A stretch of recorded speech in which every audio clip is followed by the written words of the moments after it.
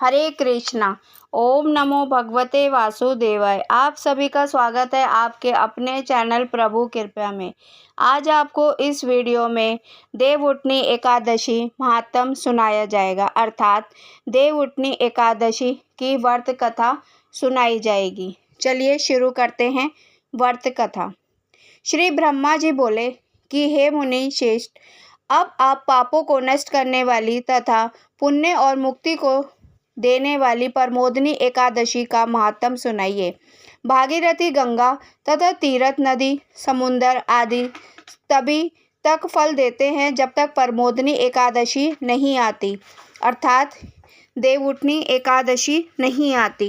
कार्तिक मास के शुक्ल पक्ष की प्रमोदनी एकादशी के व्रत का फल 1 सहस्त्र अश्वमेघ तथा 100 राजस्व यज्ञ के फल के बराबर होता है।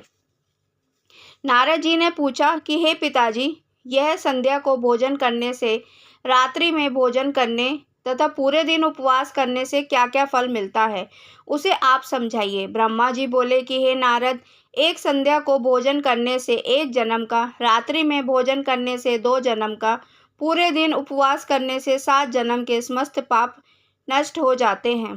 प्रमोदनी एकादशी के व्रत के प्रभाव से सुमेरु पर्वत के समान कठिन पाप क्षण मात्र में ही नष्ट हो जाते हैं। अनेकों पूर्व जन्म के किए हुए बुरे कर्मों को यह प्रमोदनी एकादशी का व्रत क्षण भर में नष्ट कर देता है। जो मनुष्य अपने स्वभाव अनुसार इस प्रमोदनी एकादशी का विधि पूर्वक व्रत करते हैं, उन्हें पूर्ण फल प्राप्त होता है। हे मुनीश्वर, जो मनुष्य श्रद्धापूर्वक थोड़ा भी पुण्य करते हैं, उनका यह पुण्य पर्वत के समान अटल हो जाता है। जो मनुष्य हृदय के अंदर ही ऐसा ध्यान करते हैं कि प्रमोदनी एकादशी का व्रत करूँगा, उनके 100 जन्म के समस्त पाप नष्ट हो जाते हैं। जो मनुष्य प्रमोदनी एकादशी के दिन रात्रि को जागरण करते हैं, उनकी बीती हुई तथा आने वाली 10,000 पीढ़ियाँ विष्णु लोक में जाकर वास करती है और नरक में अनेक दुखों को भोगते हुए पितृ विष्णु लोक में आकर सुख भोगते हैं। ब्रह्म हत्या आदि महान पाप भी प्रमोदनी एकादशी का व्रत करने से धुल जाते हैं। एकादशी के दिन रात्रि को जागरण करने का फल अश्वमेघ आदि के फलों के फल के बराबर है। समस्त तीर्थों में जाने तथा गो स्वर्ण भूमि आदि के दान का फल कार्तिक मास के शुक्ल पक्ष की प्रमोदनी एकादशी की रात्रि के जागरण के फल के बराबर होता है। इस संसार में जितने भी तीर्थ है तथा जितने भी तीर्थों की आशा की जा सकती है, वह सब प्रमोदनी एकादशी का व्रत करने वाले के घर में रहते हैं। जो मनुष्य इस एकादशी के व्रत को करता है, वह योगी, तपस्वी, इंद्रियों को जीतने वाला होता है, क्योंकि यह एकादशी भगवान विष्णु को अत्यंत प्रिय है। इसके व्रत के प्रभाव से कायिक, वाचिक, मानसिक पाप नष्ट हो जाते हैं। इस एकादशी के दिन जो भगवान की प्राप्ति के लिए दान, तप, होम, यज्ञ आदि करते हैं, उन्हें अक्षय पुण्य मिलता है। प्रमोदनी एकादशी के दिन भगवान की पूजा करने से बाल, यौवन और वृद्धावस्था के समस्त पाप नष्ट हो जाते हैं। इस एकादशी की रात्रि को जागरण करने का फल चंद्र सूर्य ग्रहण के समय स्नान करने के फल से सहस्त्र गुणा अधिक होता है। मनुष्य जन्म से लेकर जो पुण्य करता है, वह पुण्य प्रमोदनी एकादशी के व्रत के पुण्य के समान व्यर्थ है। इसलिए हे नारद, तुमको भी विधि पूर्वक विष्णु भगवान की पूजा करनी चाहिए। जो मनुष्य कार्तिक मास में धर्मपरायण होकर अन्य व्यक्तियों का अन्न नहीं खाते, उन्हें चंद्रयान व्रत का फल मिलता है। कार्तिक मास में भगवान दान आदि से उतने खुश नहीं होते जितने कि शास्त्रों की कथा सुनने से खुश होते हैं। कार्तिक मास में जो मनुष्य भगवान की कथा को थोड़ा बहुत पढ़ते या सुनते हैं, उन्हें 100 गो के दान का फल मिलता है। जो मनुष्य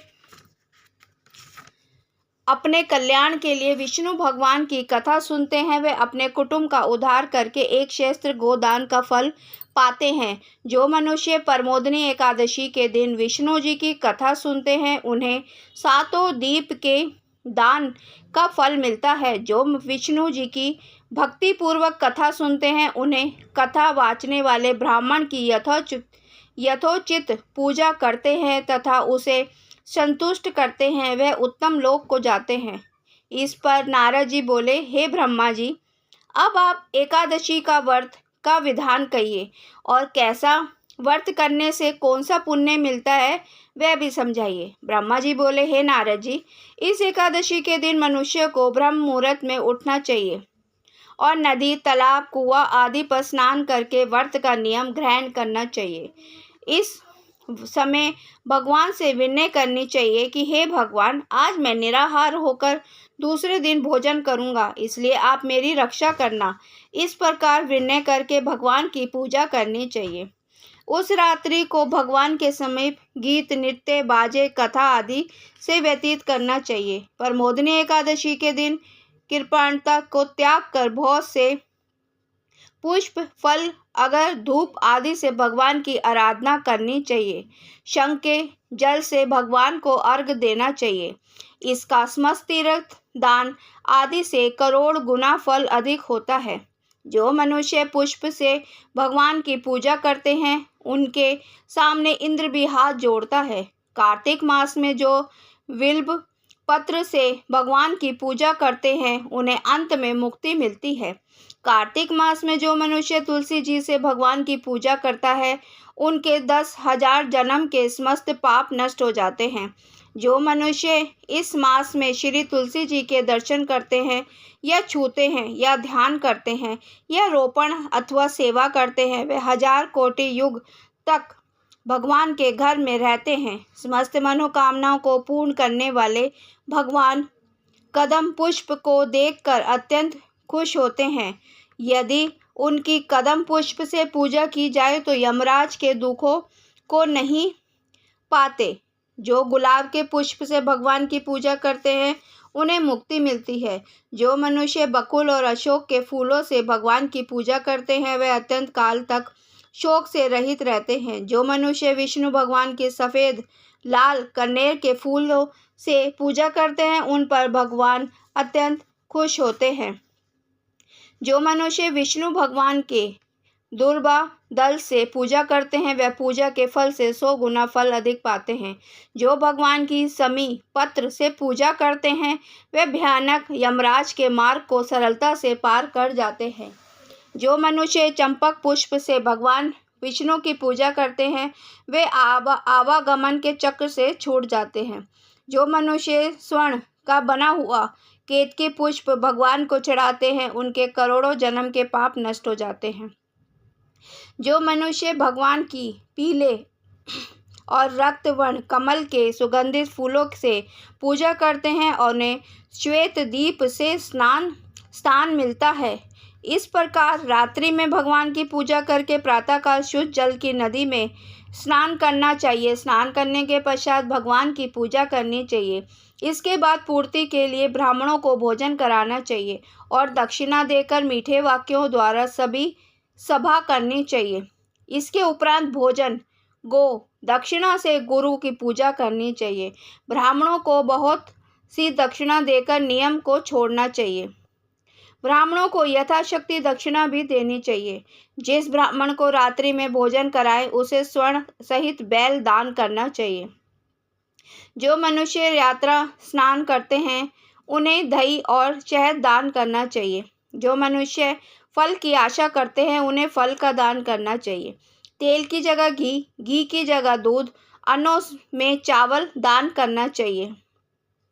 जो मनुष्य इस व्रत में भूमि शयन करते हैं, उन्हें सब वस्तुओं सहित शयन दान करना चाहिए। जो मौन धारण करते हैं, उन्हें स्वर्ण सहित तिल दान करना चाहिए।